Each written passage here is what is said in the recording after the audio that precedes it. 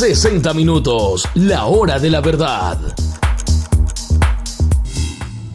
Bienvenidos a 60 minutos, la hora de la verdad, revista televisiva de opinión, análisis, propuestas y soluciones. 60 minutos, la hora de la verdad. Ecuador está viviendo tiempos difíciles de manejar, donde la inseguridad tiene un impacto directo en la calidad de vida de los ecuatorianos. La violencia, la criminalidad afectan la economía y limitan la libertad de movimientos y merman la confianza de la ciudadanía. El término de inseguridad ciudadana hace referencia al temor que sufre la población a sufrir posibles violaciones, asaltos, agresiones, secuestros y muerte como consecuencia del alto grado de delincuencia. Para tratar a profundidad este tema esencial que concierne, hemos invitado a 60 minutos, la hora de la verdad, al ingeniero Patricio León, experto y analista económico y social, quien nos aclarará nuestras inquietudes.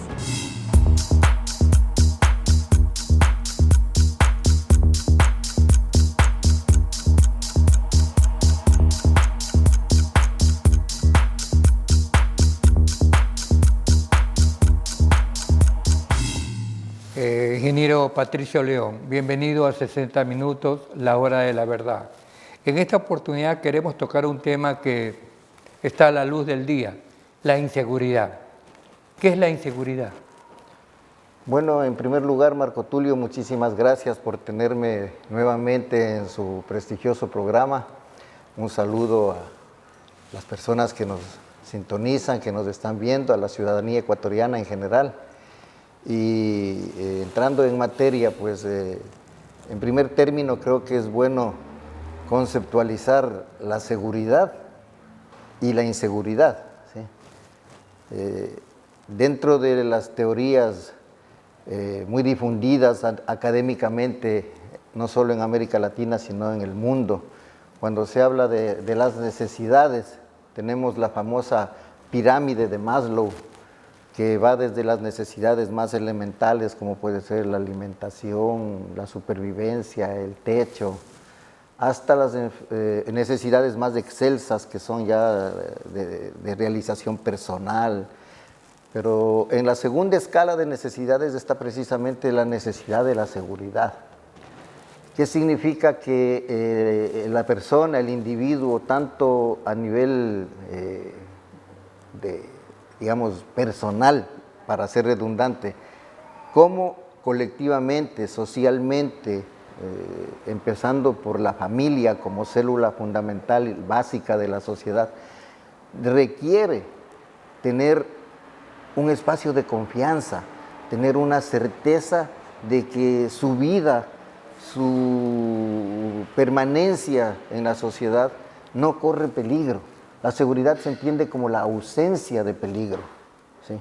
Que obviamente el peligro jamás puede ser 100% controlable, incluso desde por las propias fuerzas de la naturaleza, ¿no es cierto? Puede haber un terremoto, puede haber un cataclismo, puede haber un huracán, puede haber una serie de factores, una, qué sé yo, erupción volcánica, etcétera, que pueden ocasionar peligrosidad, un derrumbe, una creciente de un río, en fin, un tsunami, como hemos visto que se presentan en la naturaleza de manera relativamente frecuente, y demanda eso un nivel de inseguridad para la gente. Pero otra cosa es el ambiente social de inseguridad que vive, por ejemplo, el Ecuador en estos últimos años, que definitivamente es algo a lo que nuestra sociedad no estuvo acostumbrada. Nunca se han vivido niveles, por ejemplo, de asesinatos, de sicariato, de robo, ¿sí?, como los que se registran particularmente en los últimos 3 años aquí en el país. Ahora, usted está hablando del Ecuador en este caso, ¿verdad? Así es. Ya, ¿cuáles son esas causas? ¿Qué está originando la inseguridad en nuestro país? Bueno, yo creo que hay múltiples causas, ¿sí? Las más fundamentales, la falta de fuentes de trabajo, la falta de posibilidades sociales de la gente, por ejemplo, para estudiar. Yo recuerdo que el diario El Comercio publicó algún momento que 93,000 bachilleres no tenían acceso a la universidad en nuestro país, en el gobierno del señor Lazo que estamos viviendo en la actualidad. Entonces, 93,000 personas, supongamos que de esas 93,000 personas de 18, 20, 25 años en edad de estudios universitarios no tienen la posibilidad de acceder a la universidad. Estamos hablando que a lo mejor 20, 25,000 pueden conseguir algún tipo de trabajo, algún tipo de empleo, dedicarse quizá a algún emprendimiento, y el resto, estamos hablando de 50, 60,000 candidatos a engrosar las filas a lo mejor del sicariato, del crimen organizado, de las bandas, ¿sí? O a delinquir en aquello que en cambio la policía al menos dice el delito común, ¿sí? El arranchador, el que te asalta para robarte un celular, el que entra a robar de pronto en un local comercial o hacer algún tipo de saqueo ocasionalmente, pero también la falta de oportunidades, la falta sobre todo de empleo, ¿sí? Es lo que conduce a el incremento de la delincuencia que suma al ambiente de inseguridad. Pero hay otra particularidad, que lamentablemente es ese malestar enorme que siente la sociedad ecuatoriana en este momento, que es el hecho del crimen organizado.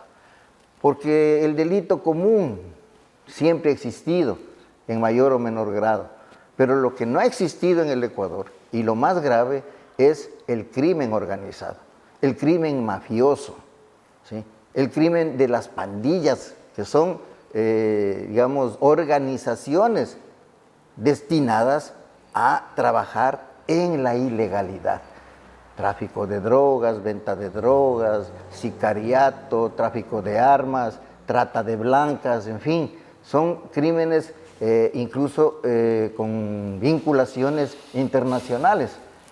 Nosotros aquí en el país, por ejemplo, hace un par de años atrás, jamás conocíamos de una tal mafia albanesa que ahora se la nombra por todo lado, por los casos que se han suscitado en este último periodo. En consideración a lo que usted menciona, la economía, el turismo y en sí la actividad laboral del país, está en esta situación debido a la delincuencia, a la criminalidad y a la impunidad.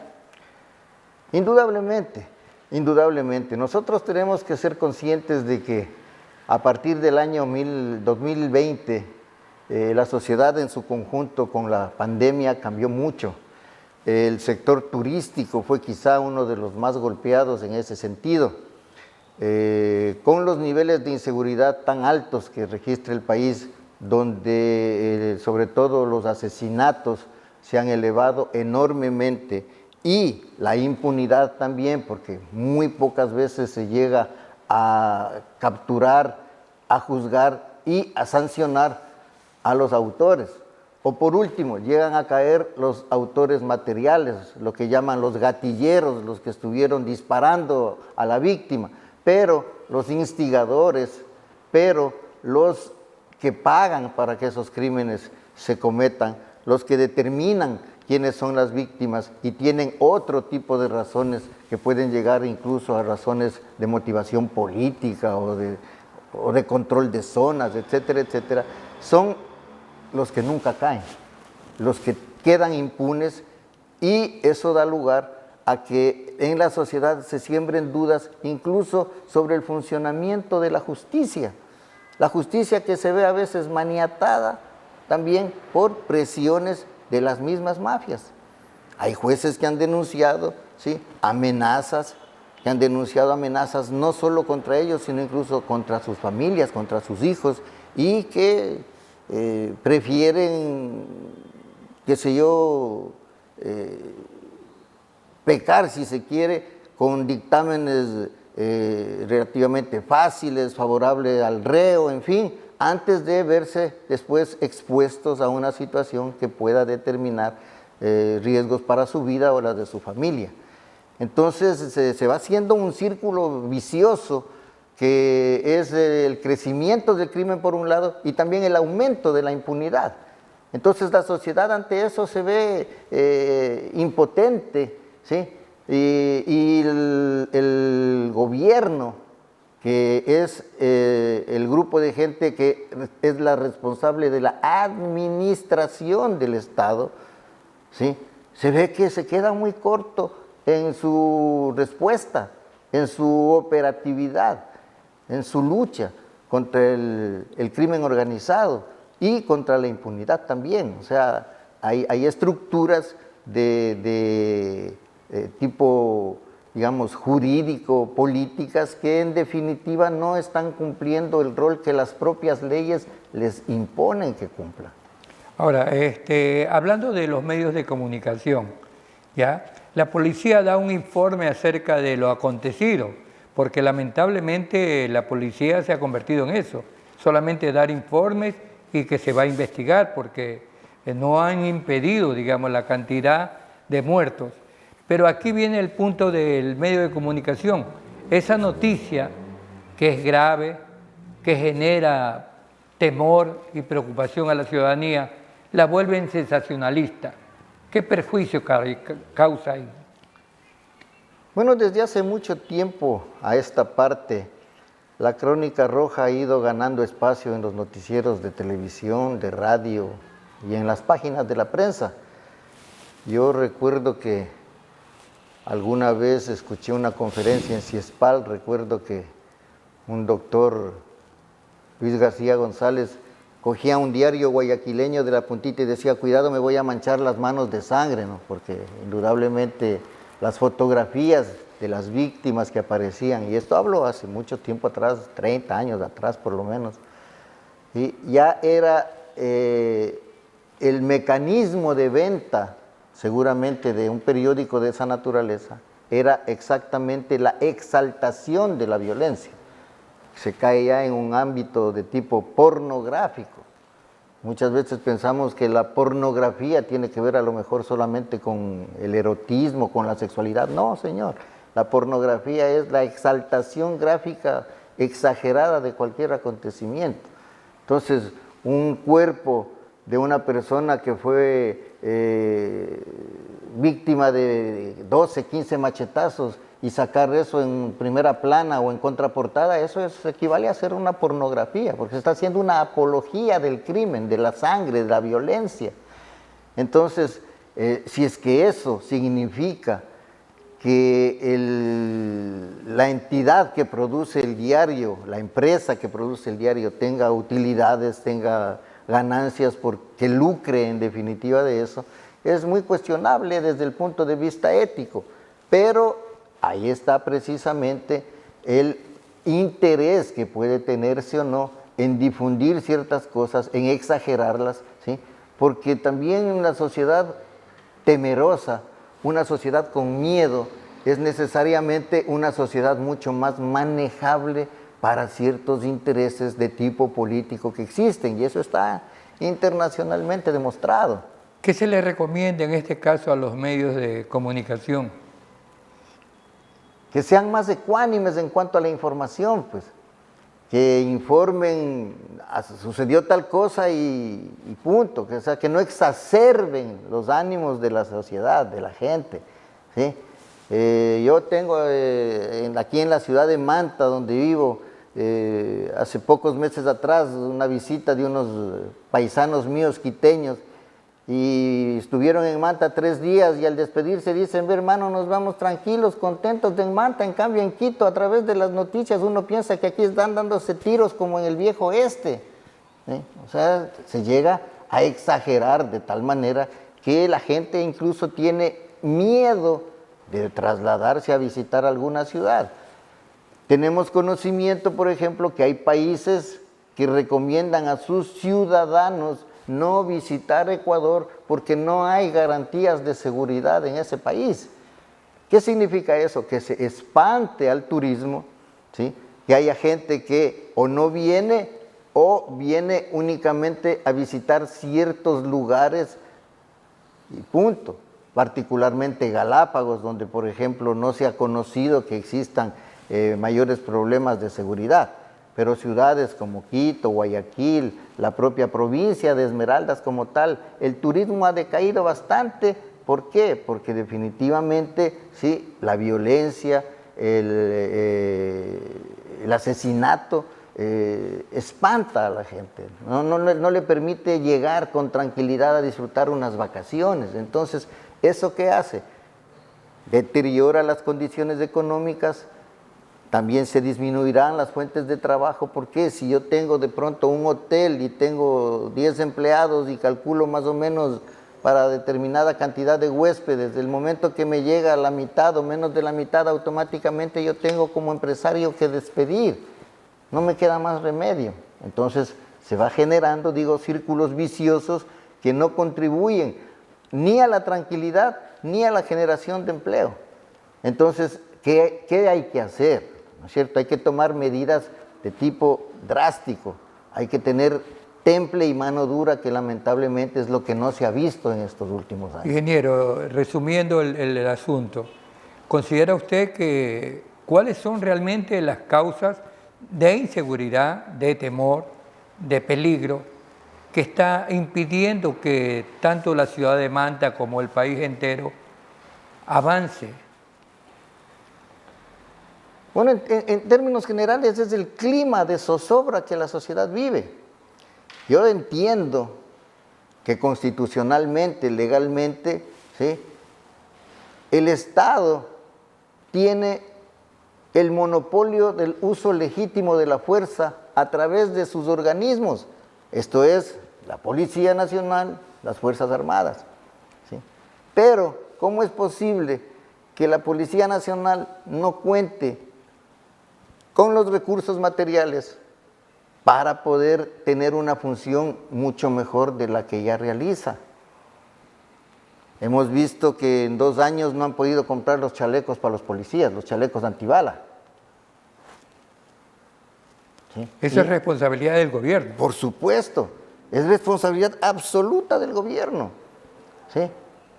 Es espantoso ver a la familia del señor Villavicencio, ¿sí?, que acusan al país de que el crimen es un crimen de Estado. ¿Por qué razón? Porque el Estado es la persona jurídica que a través de la Policía Nacional era encargada de la custodia del candidato que fue asesinado. ¿Sí? Entonces la familia, con justa razón, reclama al Estado. Pues es como si usted lleva a un niño suyo y le deja en el jardín de infantes y resulta que después le entregan el cadáver. ¿A quién va a responsabilizar usted? Al jardín de infantes, a la institución en la que usted le dejó sano y bueno, pues, ¿no es cierto? Claro, alguna respuesta tiene que dar. ¿Sí? Entonces, si hay un organismo policial encargado de la seguridad de los candidatos en general, y se ve claramente en los videos cómo le llevan al señor a una camioneta no blindada, en ciertas condiciones totalmente contrarias a lo que significan las elementales normas de seguridad. Entonces, ¿qué puede pensar la ciudadanía? Al señor le entregaron como buey a un matadero, pues al señor Villavicencio, para que le acribillen nomás los sicarios. Entonces, por favor, ¿qué hay detrás de todo eso? El país necesita un baño de verdad. Y quien tiene la responsabilidad de dar ese baño de verdad al país son las autoridades, que para eso están allí. La Fiscalía General del Estado, para eso está allí. Por eso es que genera tantas dudas en la ciudadanía. ¿Por qué unos casos se resuelven en 8 días y otros duran años? ¿Qué hay detrás de eso? ¿Sí? ¿Considera que la policía ha perdido, digamos, esa confianza de parte de la ciudadanía? Yo pienso que hace mucho tiempo, mucho rato ya, la policía ha dejado muy serias dudas en su accionar. ¿Sí? ¿Cómo es posible que denuncien que la señora general, comandante general Tanya Varela, ¿sí?, fue a entregar información al señor presidente de la República y simplemente se eche tierra sobre el asunto? Entonces, ¿a qué estamos jugando? Esas respuestas son las que necesita el país. Ingeniero, permítame hacer un pequeño corte. Regresamos. Con todo gusto. Volvemos. Nos vamos a un corte y regresamos con más de 60 minutos. 60 minutos, la hora de la verdad.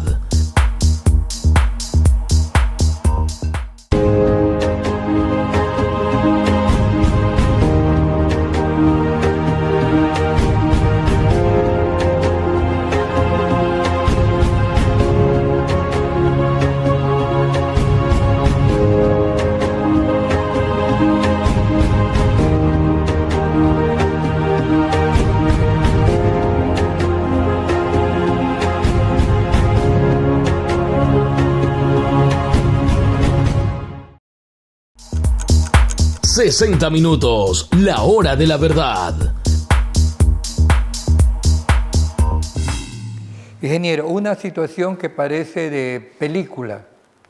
Yo no sé si en otros países se ha dado. El hecho de que los PPL controlen las cárceles. ¿Qué opinión se merece? Bueno, la peor de las opiniones. Hace ratito decía que el Estado tiene que cumplir ciertos papeles fundamentales que están determinados por la Constitución y por las leyes. ¿Y quién tiene el control de las cárceles en el país? Es el Estado, el gobierno, a través de, en este caso, la SENAI. Entonces, si es que esa institución no funciona, hay que ver quiénes son los responsables de que no funcione. Entiendo yo que tiene un director nacional, entiendo yo que tiene toda una estructura a nivel de todo el país para el manejo de los centros carcelarios. Precisamente es difícil también comprender cómo puede existir un conjunto de gente de una banda X, Y o Z, 50, 80, 100, a lo mejor más, que están presos. Pero esos 100 que están presos o esos 50 que están presos, afuera tienen otros tantos y que son mucho más. Son grandes pandillas organizadas donde tienen incluso hasta sobre los 1000 y pico de miembros, de participantes regados en determinadas áreas del territorio nacional. Entonces, si desde las cárceles se organiza eso, es porque tienen la infraestructura para poderlo hacer. Tienen la capacidad comunicacional para poderlo hacer. ¿Sí?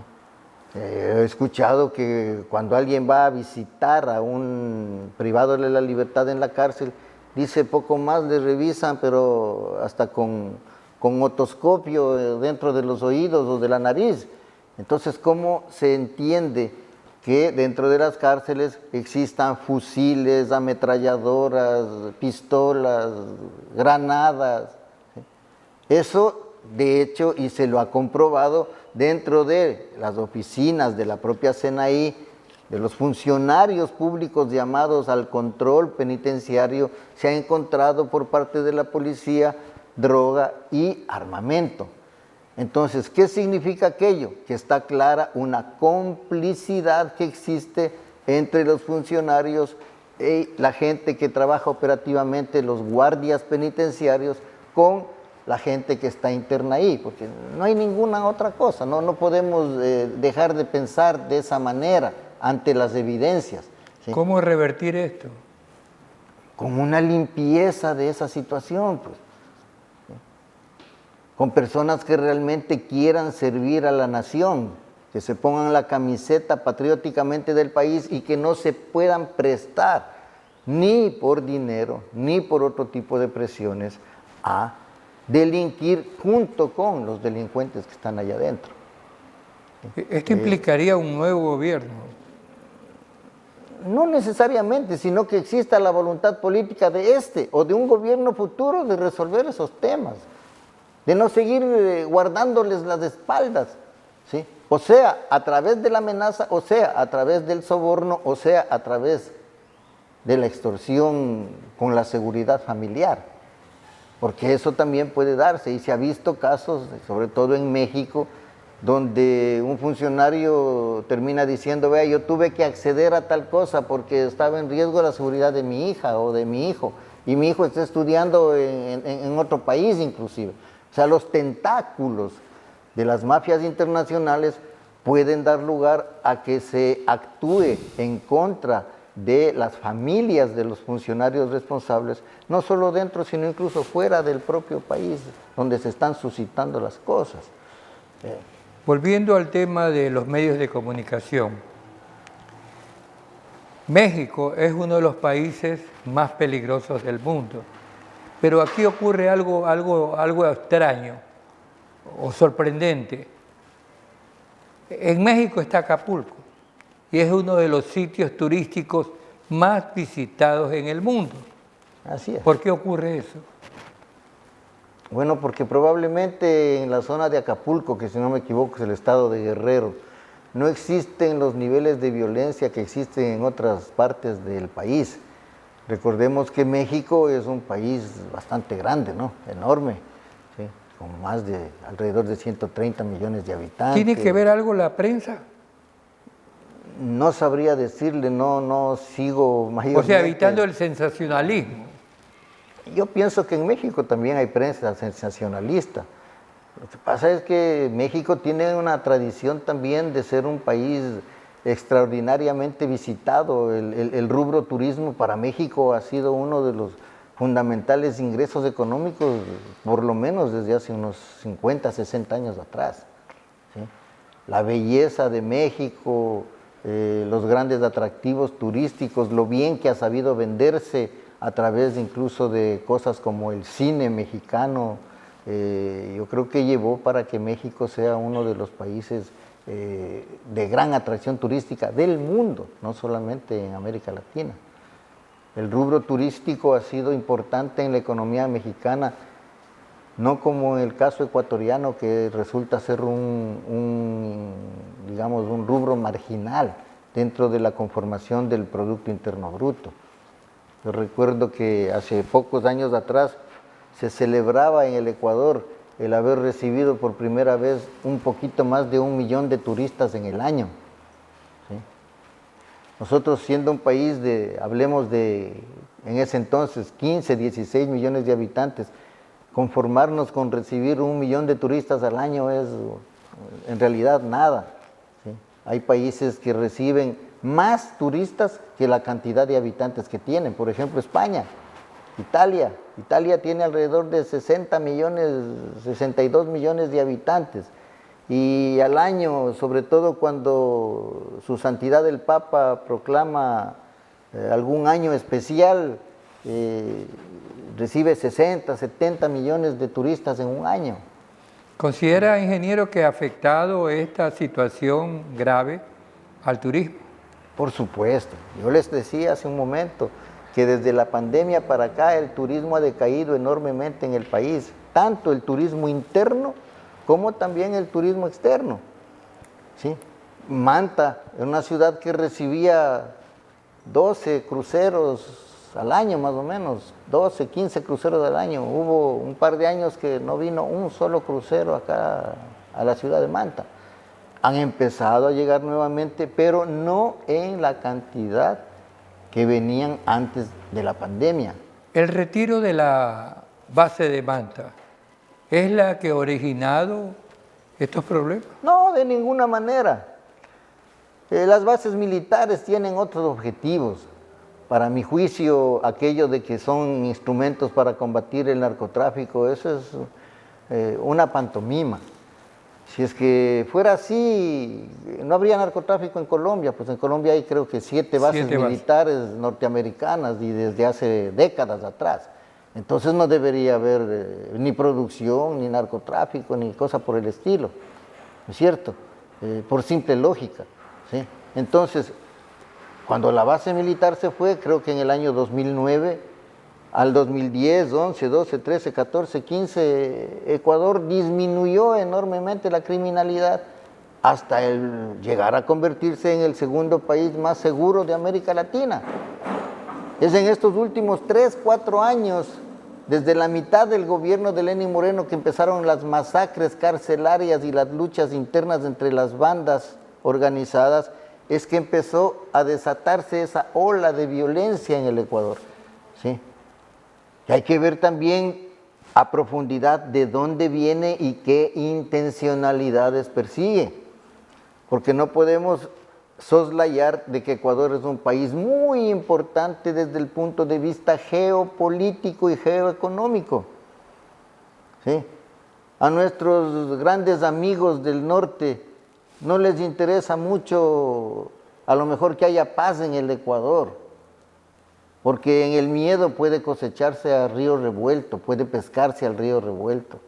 Más que en momentos de paz, de tranquilidad, donde la gente está pensando en otras cosas y no en ver si es que sus hijos llegan sanos y salvos a la casa o si usted sale y va a regresar tranquilo. Y, ingeniero, ¿cuál fue la intención real de crear la mal llamada tabla de consumo y no de tráfico? Bueno, yo no soy muy conocedor del tema, pero algún momento escuché al ex, ¿cómo se llama? Algún funcionario, un doctor Pazmiño, si no me equivoco, que hablaba sobre que no existe tal tabla de consumo mínimo, sino que hay cierto tipo de que llaman umbrales, ¿sí? Desde el punto de vista médico se considera que una persona es adicta a la droga, entonces el consumo no puede ser penalizado porque estaríamos como hace algunos años las cárceles llenas de fumones, para decirlo en términos vulgares. Entonces se considera que a nivel internacional, porque no es un invento ecuatoriano como mucha gente puede pensarlo, se considera que existe determinadas cantidades de acuerdo al tipo de droga, por ejemplo marihuana, por decir algo, 3 gramos, cocaína medio gramo, algún otro tipo de droga LSD, 0.25 de gramo, o sea que es lo que comúnmente diríamos una dosis apta para el consumidor que es adicto y es enfermo, ¿sí? Pero eso no significa que esa persona pueda circular y pueda negociar o pueda vender. O sea, el narcotráfico y aquello que se conoce como el microtráfico también es penalizado por la ley. Y ahí no hay vuelva luego con el consumo o no consumo, ¿sí? Entonces yo no le veo que por ahí sea, esa me parece que es lo más absurdo pensar que ese sea el factor determinante, no, ¿sí? El movimiento de droga en el país, yo he escuchado cifras que dicen, por ejemplo, si se capturó 100 toneladas es porque pasaron por el Ecuador 300. O sea, el volumen de las capturas, que indudablemente ha ido creciendo, pero no se compadece o está lejos de ser la totalidad de lo que se trafica, de lo que se puede llegar a negociar. Para finalizar, ingeniero, ¿considera que el gobierno ha fallado? Yo creo que no es una consideración particularmente mía. Lo que estamos viviendo es definitivamente un fracaso absoluto del gobierno del señor Lasso, que luchó por más de 10 años para ser presidente de la República, lo cual daba a pensar que es una persona que estaba realmente preparada para ser un estadista.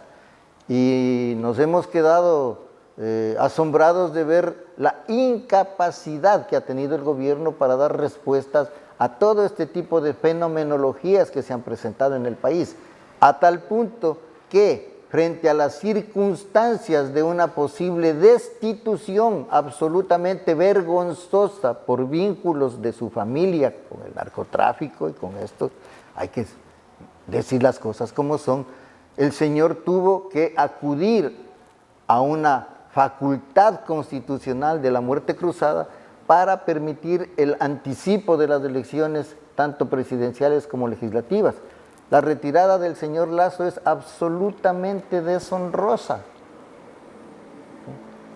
Ese es mi punto de vista. Yo pensé que siendo un empresario exitoso, como siempre se lo presentó a nivel de los medios de comunicación, un señor que surgió desde una clase media, que llegó a ser millonario, que llegó a gerenciar uno de los más importantes bancos del país, etcétera, etcétera, pero en términos del manejo de la cosa pública, en términos del manejo del Estado, que es un aparato muy grande y es totalmente diferente de aquello que pueda significar la administración de una empresa privada, creo que nos resultó realmente una persona a la que le quedó demasiado grande el traje.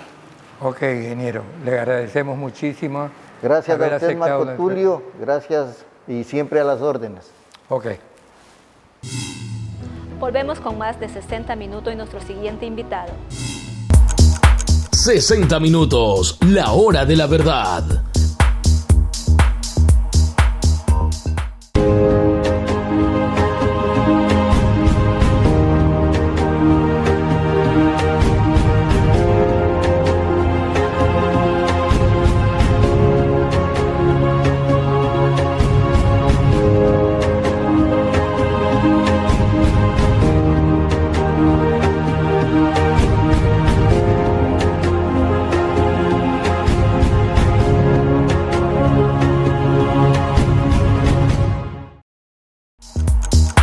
...60 minutos, la hora de la verdad. La inseguridad es uno de los problemas más graves que afecta a la actividad turística en todo el mundo. Cualquier tipo de violencia, delincuencia que pueda tener un impacto negativo con la imagen del destino turístico afecta también a la hotelería, restaurante y comercio. Para hacerle frente a la seguridad turística esencial es mejorar la seguridad en las zonas turísticas, garantizando la presencia policial, previniendo los delitos.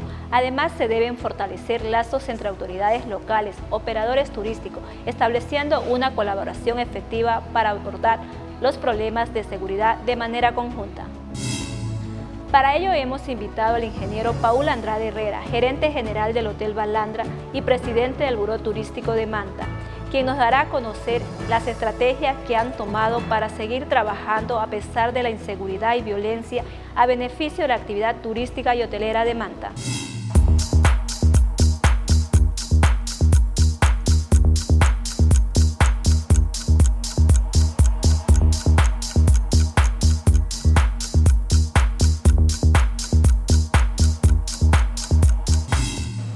Ingeniero, bienvenido a 60 minutos, la hora de la verdad. Muchas gracias. En esta oportunidad pues queremos tocar un tema turístico. ¿Ya? Usted es el gerente general del Hotel Balandra, aquí en la ciudad de Manta, y también es presidente del Buró de Turismo de Manta, ¿verdad? Ya. Con la experiencia que usted tiene, ¿qué es la inseguridad en el turismo?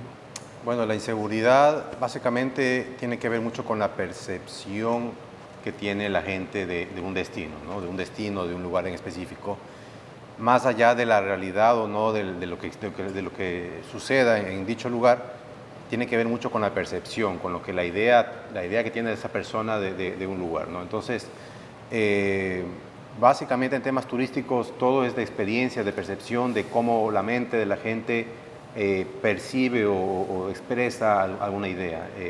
Y en este caso, lo que está ahora hablándose mucho, al menos en el país, es el tema de la inseguridad por temas de violencia, ¿no? Y es lo que en realidad los destinos tienen que saber cómo manejarlo.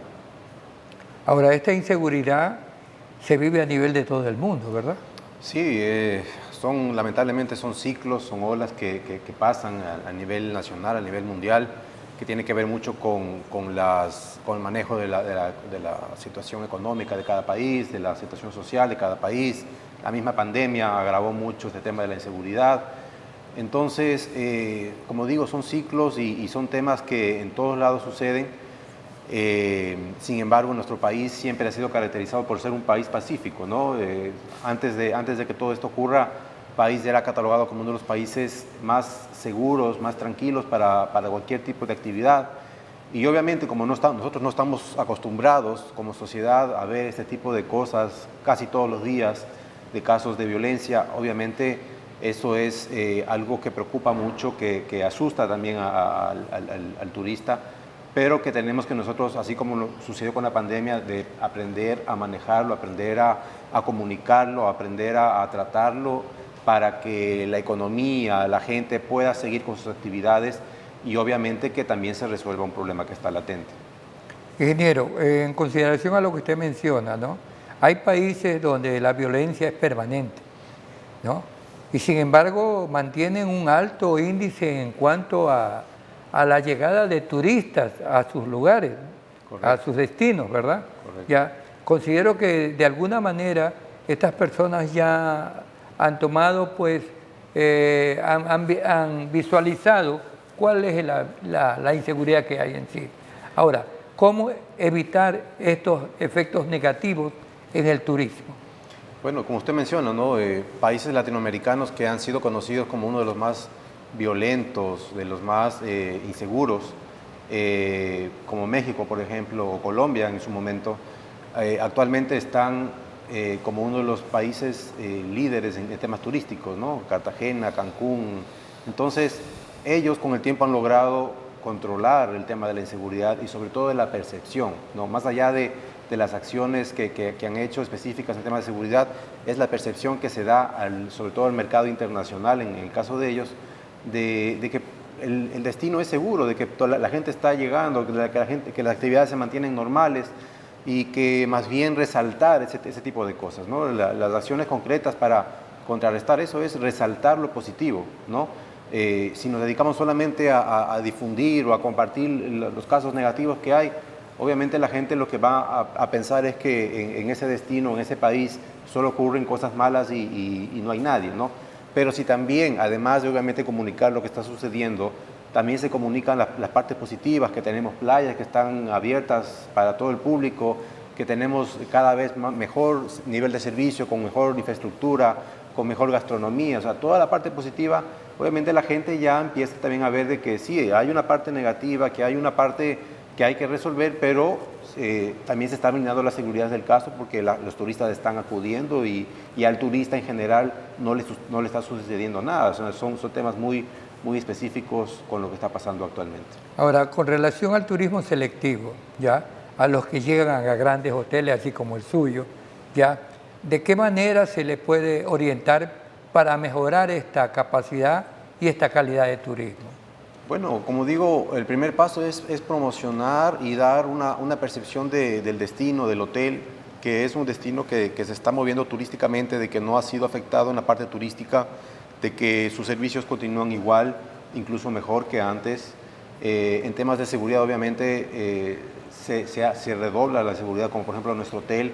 En temas de seguridad física al menos se ha redoblado más, justamente para prevenir, ¿no? Y para también dar esa percepción al cliente de que es un lugar mucho más seguro y que pueden estar tranquilos. Entonces, es eso, es simplemente promocionar, sacar más productos, más ofertas, que el cliente vea de que el destino es seguro para el turista, de que no hay ningún problema, que las familias pueden llegar, de que el corporativo que viene puede venir. Y eso es lo que la gente está entendiendo poco a poco, de que sí, o sea, hay casos en todas las ciudades del país, casos lamentables, pero que igual, al menos en la parte turística, todo se maneja de la misma manera, más bien mucho más seguro que antes, porque se tienen más controles, se tiene más seguridad. Así que, al menos de parte de Hotel Balandra, nosotros hemos tratado de dar esa percepción y sobre todo con ideas y con acciones prácticas que la gente las puede percibir al momento que llega al hotel. Ahora, ¿cómo ustedes enfrentan el hecho que de otros países salen noticias sensacionalistas, amarillistas, que no visites Ecuador por tal razón? ¿Cómo están ustedes enfrentando eso? Bueno, igual, ¿no? Es un tema de percepción. Obviamente, siempre hay noticias de prevención de otros países para venir a Ecuador, pero lamentablemente, como usted lo dice, a veces los medios de comunicación y la misma comunidad se encarga de replicar eso que dijo tal país, pero no se encarga de replicar otras cosas, como los comentarios que están dejando positivos en las redes sociales o como noticias positivas que están sacando sobre documentales que hacen sobre Ecuador. Entonces, claro, la gente actualmente como que le ha cogido un poco más de gusto o está más latente a lo negativo, a lo que dicen de otros lados y como para de alguna manera tal vez victimizarse en cierto sentido, pero no está dispuesta o ayudando a compartir material positivo de que otros países están diciendo también cosas muy positivas del Ecuador, ¿no? Y como digo, todo es un tema comparativo. Si yo comparo actualmente Ecuador con otros países en temas de violencia, tal vez Ecuador todavía esté por debajo de ellos, pero en cambio esos otros países todavía tienen mucha más percepción de seguridad, mucho más turismo. Entonces, Es un tema de poder manejar temas de medios, temas de redes, de comunicación, tanto personal como de los medios de comunicación. Es el caso que usted mencionó, México. Acapulco es uno de los sitios más visitados en el mundo. Correcto. Y sin embargo, México es considerado uno de los países más peligrosos del mundo. Así es. Sin embargo, ¿por qué mantiene, digamos, ese porcentaje de aceptación? Algo vital que han sabido manejar muy bien ellos es las acciones que hacen y el entendimiento que tiene sobre todo el gobierno local de la importancia de brindar seguridad al turista, ¿no? Ellos entienden de que si yo logro que el turista se siente seguro, mi economía como ciudad y obviamente todos los ingresos que percibe la ciudad se van a mantener intactos. Entonces ellos han entendido muy bien esa parte. Y México, por ejemplo, en temas de Cancún, en cierto momento incluso recuerdo haber visto policías parados frente a toda la costa o al malecón de las playas y la gente bañándose en el mar. Entonces es esa percepción que el turista tiene al llegar y ver, si ve bien policías, pero ya sabe que está seguro, ¿no? Que, por cierto, que está seguro y eso se replica y la gente sigue llegando. Entonces el problema está cuando el turista ve que no hay nada y más bien empieza a ver como ciertos temas de cerrar negocios y de toques de queda y empiezan los problemas. Entonces la gente ahí sí empieza a decir, bueno, la situación está complicada, mejor no salgo o mejor no voy a tal ciudad, porque empieza a ver como que la situación está fuera de control. Y eso es lo que tenemos que nosotros tratar de evitar como negocios, como ciudad.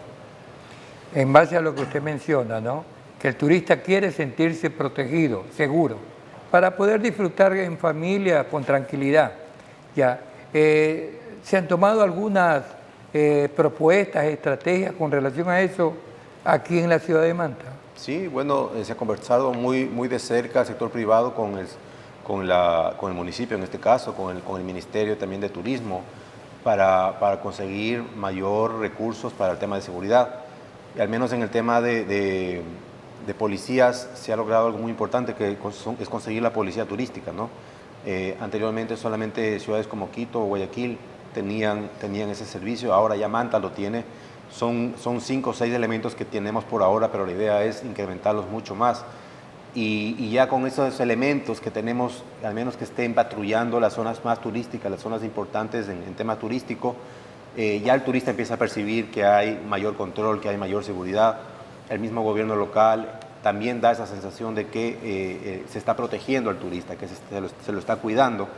Y eso se replica, ¿no? Eso se replica, la gente que se va de aquí a sus casas, a sus hogares, dicen, mira, Manta está seguro, no pasó nada. Entonces la gente sigue llegando y eso es lo que queremos nosotros mantener. Ingeniero, a eso quiero sumar una experiencia de gente que ha venido a Manta con el temor de las noticias, ¿ya?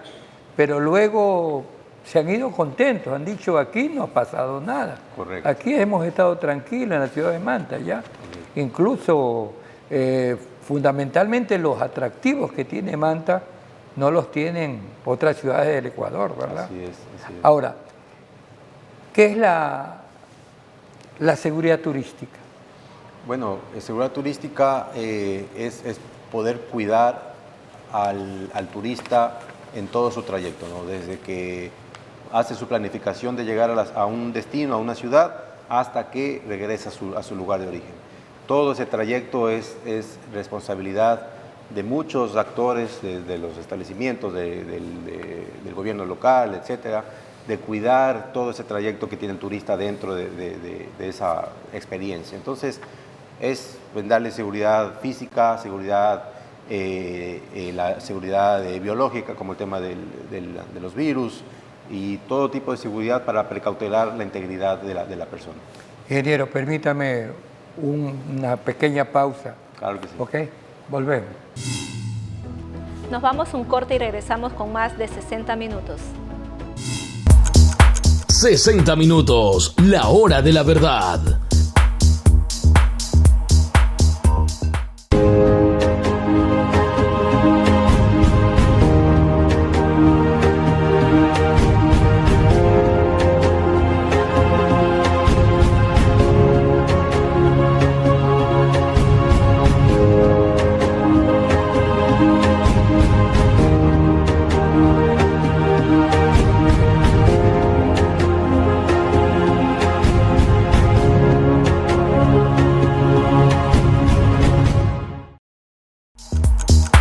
60 minutos, la hora de la verdad.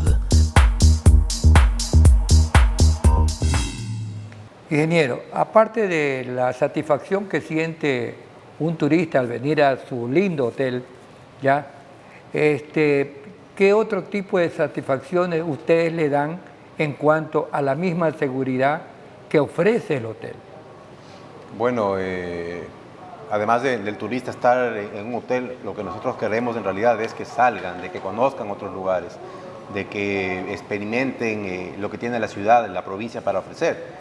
Y obviamente de nada me sirve darle seguridad a una persona en un hotel si saliendo en la calle de al frente le van a asaltar o le va a pasar algo, ¿no? Entonces, la seguridad tiene que ser completa en todo el ámbito de su experiencia, y para eso hay que conversar, hay que trabajar mucho con las autoridades, con los operadores turísticos, de que la misma sensación que yo estoy tratando de darle a un cliente dentro de mi establecimiento, que también la reciba fuera de aquí. Entonces, es un trabajo que requiere mayor conexión con todos los actores que intervienen en la cadena de valor para el turista. Y como digo, hay que trabajar mucho en el tema de seguridad física, de poderle dar esa seguridad al cliente, de facilitarle las cosas muchas veces. A veces también los establecimientos caemos en error de por querer precautelar nosotros, nuestras operaciones internas afectamos al cliente. Entonces, más bien la idea es, no, yo le facilito después, no se preocupe, siga nomás, pase, después yo me encargo de solucionar tal tema, pero que se sienta el cliente mejor atendido, que se está cuidando su integridad, y eso es lo importante que hay que cuidar. Hablemos sobre las bondades que tiene el hotel. Es bueno recordárselo siempre a la gente. Claro. El Hotel Balandra es un hotel con infraestructura única en la ciudad. Tenemos una infraestructura llena de naturaleza, y lo bueno aquí es que tenemos muchas actividades. Muchas familias que vienen al hotel a veces no quieren salir porque tienen los niños que se ponen a jugar en el área de los niños, y ahí los niños pueden pasar todo el día metidos. Usted sabe que si un niño no se quiere mover, el padre tiene que hacerle caso porque el niño está feliz, ¿no? Y sí, niño feliz es padre feliz. Así que muchas veces los padres se sienten más tranquilos cuando sus niños están jugando. Tienen la gastronomía exquisita que tenemos en el restaurante El Faro, que pueden comer de todo tipo de comida, desde comida local hasta comida internacional. Entonces, muchas veces, dándole esa variedad de opciones al cliente, también el cliente puede permanecer aquí adentro, no tiene que salir a buscar un servicio en otros lados, y eso también ayuda mucho a la seguridad del cliente, ¿no? Así que Hotel Balandra en ese sentido ha tratado de ir diversificando los servicios que puede ofrecer a sus clientes, como el tema de gimnasio, masajes, spa, alimentación, como dije, e incluso en feriados hacemos actividades para los niños, para las familias. Es decir, tratamos de que el cliente la experiencia la tenga desde que abre sus ojos en la mañana hasta que se va a dormir, haya estado ocupado y haya estado haciendo actividades que han ayudado a su experiencia en la ciudad. Ahí tenemos la playa, ¿no? Y la playa aquí a una cuadra, tenemos el mall a otro aquí al lado. Entonces hay una gran ventaja en temas de ubicación, y los clientes les gusta mucho eso porque no tienen que trasladarse muy lejos para poder tener acceso a lo que ofrece la ciudad. Ahora, volviendo al tema de la seguridad, ¿ya? ¿Quiénes están participando con usted? Porque, como le dije antes, ¿no? Hay gente que llega acá y en realidad se va contenta, tranquila. O sea, Manta es una ciudad relativamente tranquila. Correcto. ¿Ya? Y segura, ¿ya?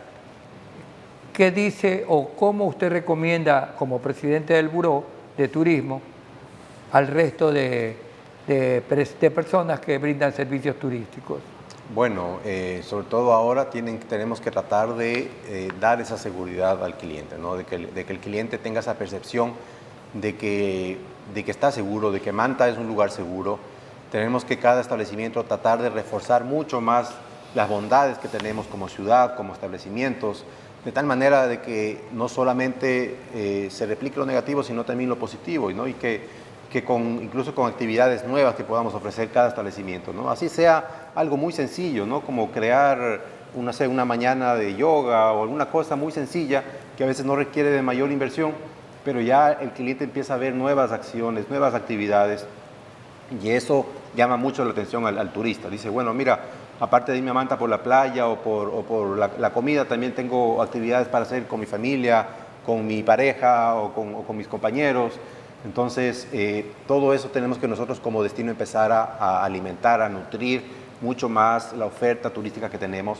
Y en temas de seguridad, obviamente, cuidar nuestros establecimientos, implementar acciones de seguridad para que el turista sienta de que está en un lugar seguro, que no va a pasar nada, de que tiene completamente seguridad de estar con su familia. Y de ahí en adelante es un tema más que todo de nosotros promocionar y pedir que se riegue la voz de las cosas positivas que tenemos. ¿Cuál ha sido el papel del municipio de Manta? Bueno, el municipio ha ayudado mucho, como digo, en el tema de los recursos para la policía turística, por ejemplo. La policía turística básicamente ha podido moverse con temas de recursos que ha proporcionado el municipio y el sector privado. Y obviamente la idea es que eso se empiece a replicar más para que la cantidad de elementos en temas de elementos policiales pueda ir aumentando mucho más.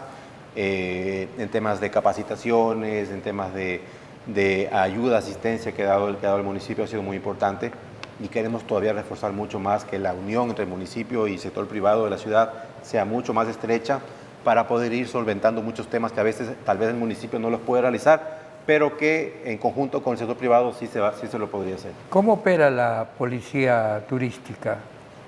Bueno, la policía turística hace recorridos durante todo el día de las zonas principales que van obviamente desde el Espigón más o menos, que es una parte que ahora es más turística, ¿no? Gracias a la inversión que pudo hacer la alcaldía, y que va recorriendo por toda la zona del Malecón hasta la zona de Piedra Larga, que también es un polo turístico importante. Entonces toda esa franja que se ha convertido en una ruta turística, digamos, está la policía constantemente circulando, y además de proteger y de brindar seguridad al cliente, también da cierta orientación al turista. Muchas veces el turista lo que necesita cierta información básica de algún lugar o de dónde puedo conseguir algo, entonces la policía turística está muy bien capacitada y conoce mucho de temas turísticos, por lo cual a la vez tal vez sirven como una especie de guía, ¿no? Que pueden ayudar en cierto sentido al turista para orientarlos y guiarlos hasta cierto nivel. ¿Desde hace qué tiempo está funcionando en Manta? ¿Y cuántos elementos están conformando este grupo? Bueno, la policía turística, entiendo, tiene ya cerca de unos 3 meses funcionando acá. Actualmente me parece que tienen ya 6 elementos.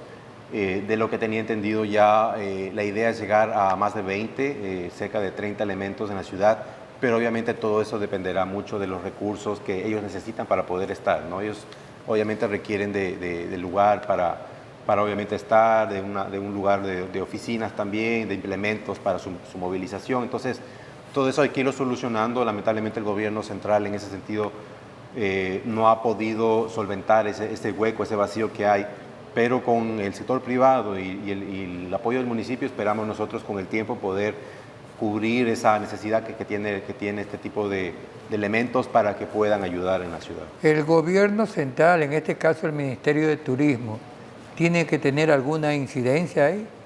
Como para apoyar, claro, por ejemplo. Efectivamente, el Ministerio de Turismo fue el que ayudó a que esto se dé, ¿no? Como digo, el Ministerio de Turismo es el que tiene que encargarse muchas veces de nutrir y guiar a la policía turística de cómo debe actuar en cada destino.